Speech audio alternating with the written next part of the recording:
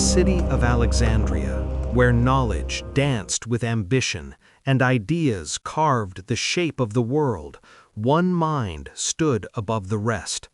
Hypatia, philosopher, teacher, visionary, faced a world unwilling to listen. This is her final debate, her last stand, and the echo of her wisdom that refuses to fade. Listen closely, for history is not just remembered, it is survived. Part 2. The monk recoiled, but Petros intercepted the torch. Its flame gilded the hollows of his face. You would replace Holy Writ with stargazing? I would replace blindness with sight. She stepped closer. Tell me, Father, when your Christ healed the sick, did he command them to never study medicine? The cistern seemed to hold its breath. Petros's grip whitened on the torch. You twist words. No, I read them. She gestured to the surrounding darkness. Just as I read the stars, the tides, the proofs etched in wax by better men than these. Her voice dropped. What do you read, besides fear? Something flickered in Petros's eyes, not doubt, but the terror of a man who feels his certainty waver. He thrust the torch back into its bracket. Enough! Your tongue is sharp as your dagger, but both will dull in the end. Behind him, the monks stirred like restless dogs. The torchlight trembled as Petros turned to his monks. Take her. His voice cracked like dry parchment. The monks surged forward, but Cyrus was faster. He barreled into the nearest two, sending them sprawling into the black water. Orestes' guards drew their swords, metal singing against leather. Hypatia didn't move. She watched Petros instead, the way his throat worked as he swallowed. You don't believe, she said softly. Not really. If you did, you wouldn't need to silence me. A muscle jumped in Petros's jaw. One of the monks lunged for her, hands outstretched, then froze as the point of Orestes' sword pricked his ribs. The cistern echoed with panting breaths, the slosh of disturbed water. Petros wiped his palms on his robe. Truth doesn't fear scrutiny, he muttered, but the words lacked force. Hypatia seized them like a lifeline. Then why do you? She took a step toward him, the dagger still sheathed at her thigh. Debate me openly, in the agora, before the city. Let them hear us both and choose. A murmur rippled through the monks. One, younger, his hood fallen back to reveal a face still soft with youth, glanced at Petros. Father, if she speaks lies, then truth will prevail, Hypatia interrupted. She held Petros's gaze. Unless you doubt it. The torch guttered, casting long shadows that leapt like specters across the walls. Petros's fingers twitched toward his crucifix, then stilled. He knew the stakes now. Refusal would seed doubt in his own followers, but acceptance risked everything. Orestes shifted, his sword still leveled. Well, Bishop, the ladies offered you a fair fight. Petros spoke to his monks, not her. Bring her to the square at dawn. Let the people witness her heresy before we cleanse it. He turned away, robes whispering against damp stone. God will judge. The monks hesitated, then followed, their torchlight retreating down the tunnel. Only the young one lingered, his eyes darting between Hypatia and the vanishing glow. She tilted her head. You're free to stay, she said. The water's cold, but the company's honest. He fled. Cyrus spat into the pool. That buys us a few hours. Orestes sheathed his sword with a snap. It buys her a public execution. He rounded on Hypatia. You realize he'll stack the crowd with zealots. They'll tear you apart before you finish your first syllogism. She touched the dagger's hilt, tracing the whorls of ivory worn smooth by her father's grip. Then I'll speak quickly. The prefect threw up his hands. "You're mad." "No." She looked up at the vent where moonlight still silvered the edges of darkness. "I'm tired of whispering to shadows." Cyrus grunted. "Got a plan for when the shadows bite back?" She smiled. It felt brittle on her lips. "I hear roofing tiles hurt less if you duck."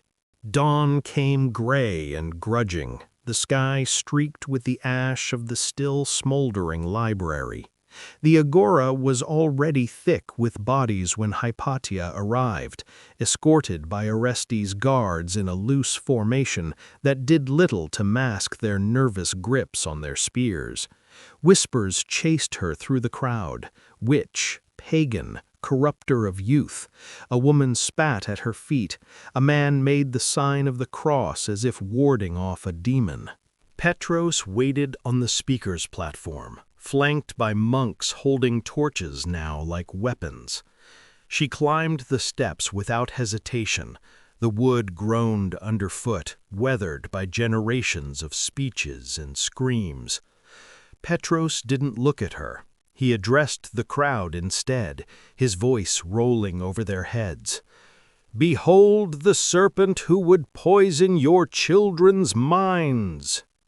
Hypatia let the roar subside before speaking, her words crisp in the morning air. "If truth is poison, then let us all drink deeply."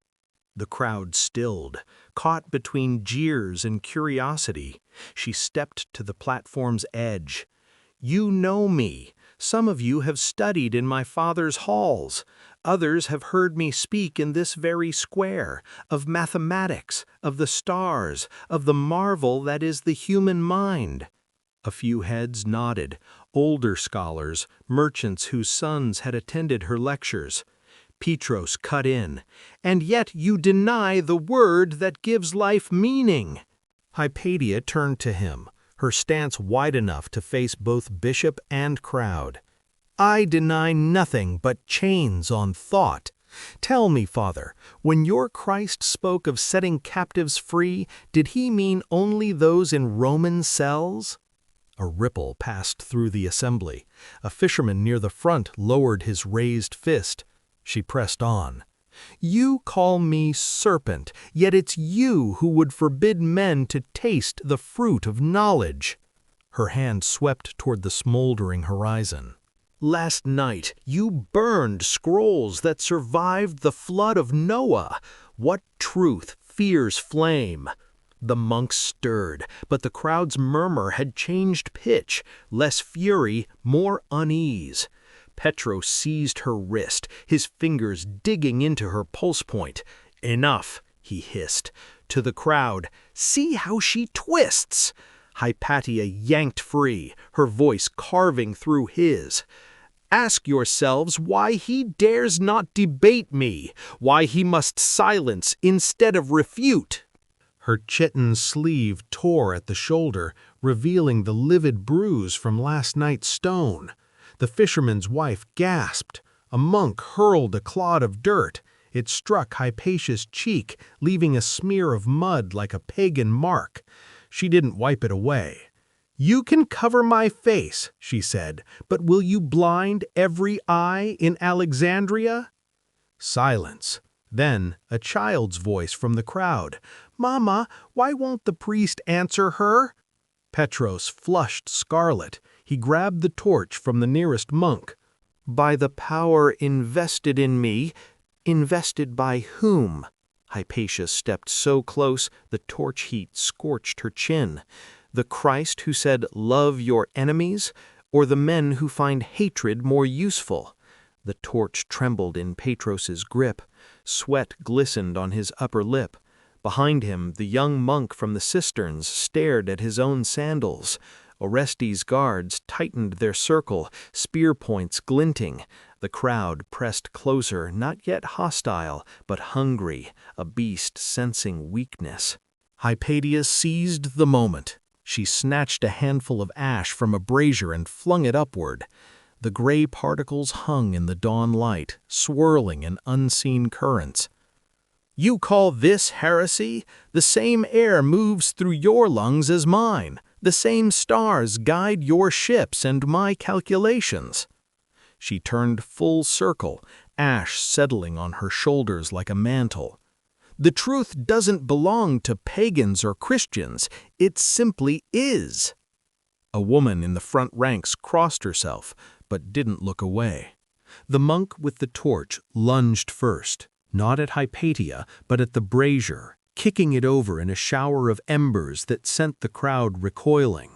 Flames licked across the platform's dry planks, seizing the hem of Hypatia's chiton.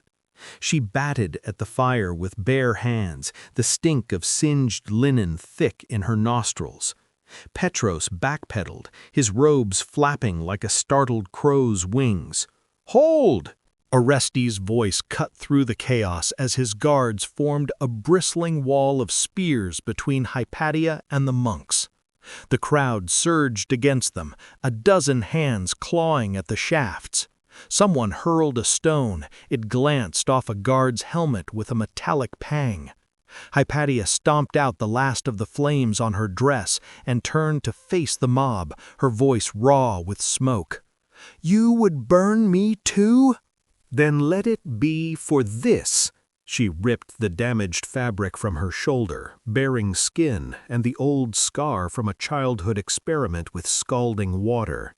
"The first time I learned fire could lie.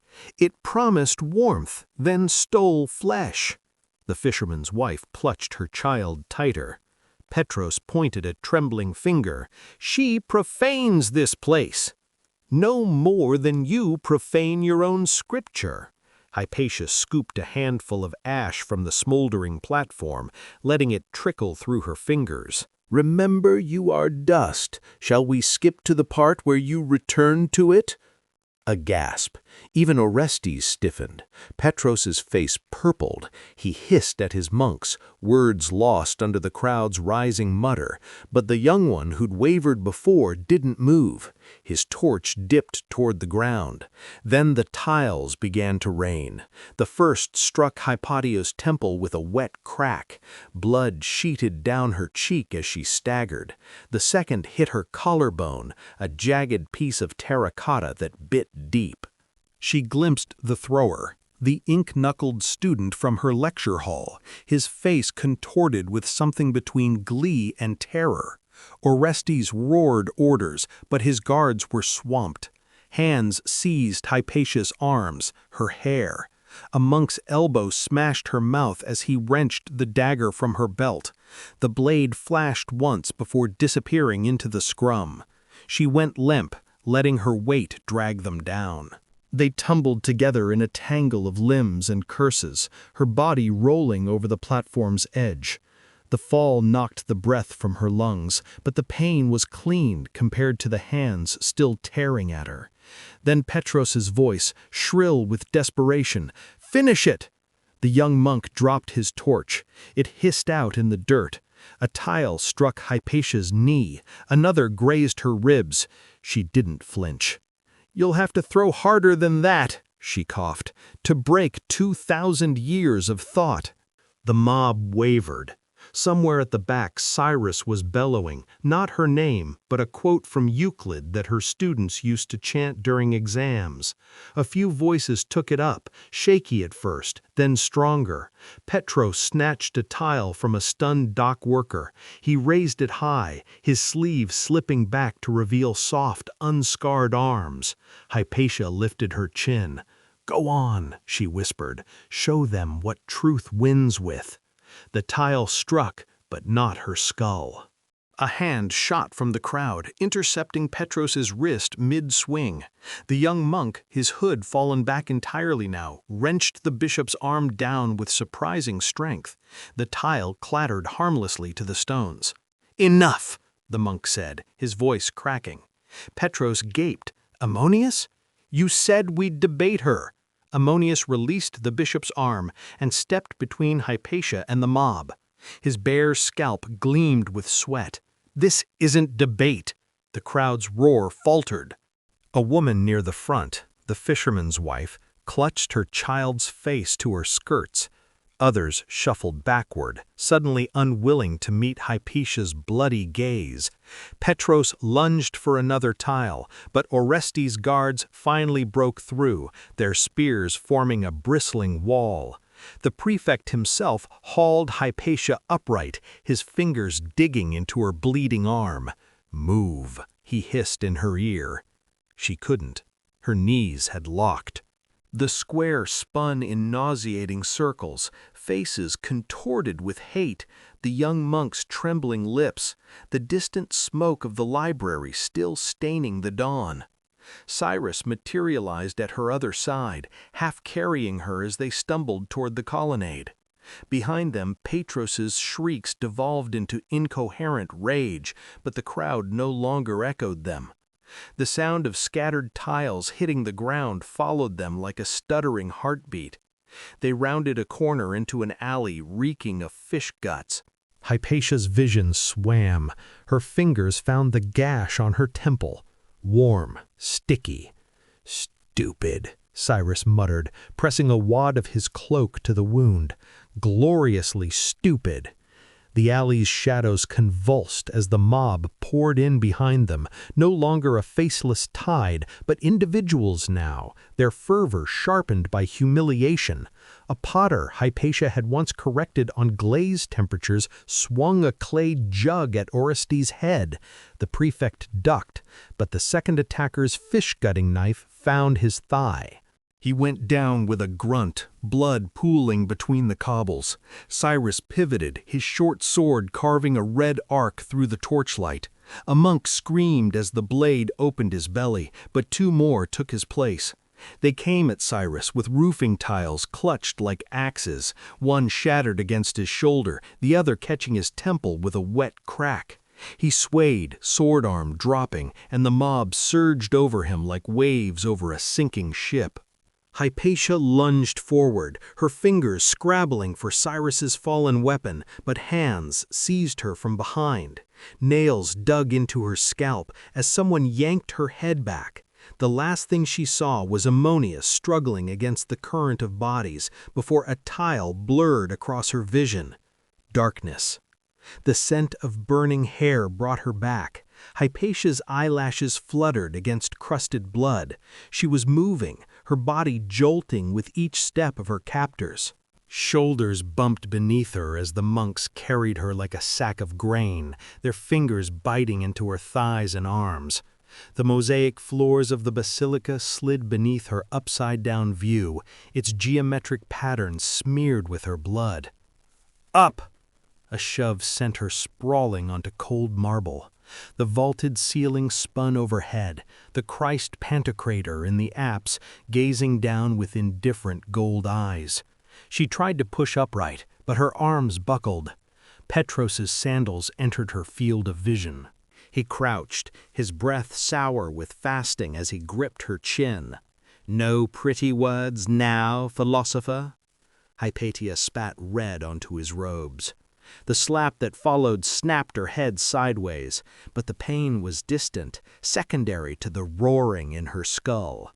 Behind Petros, the mob packed the nave, dockworkers panting from the chase, monks clutching bloodied tiles, women who'd once bought lavender from her students' gardens, now hissing, "Witch!" Amminus stood apart by the baptismal font, his hands clenched white around its rim. Petros rose, shaking droplets of her blood from his fingers. "Let Alexandria see the fate of those who defy God's truth." They dragged her to the altar rail. No ceremony now, just hands wrenching her onto her back, knees pinning her shoulders. The ceiling swam in and out of focus, the mosaic saints twisting their faces away. A tile scraped near her ear. The mob's noise dimmed to a pulsing hum. Hypatia blinked up at the knife edge of daylight slicing through the high windows. Somewhere beyond that blue sliver, Saturn was retrograde. Her star charts were ash, and Cyrus's body cooled in an alley. The first blow fell. The tile struck with the finality of a mathematician's QED, a wet, dull crunch that sent bone fragments skating beneath Hypatia's skin. She arched once, her throat producing not a scream but a guttural exhale, like parchment tearing.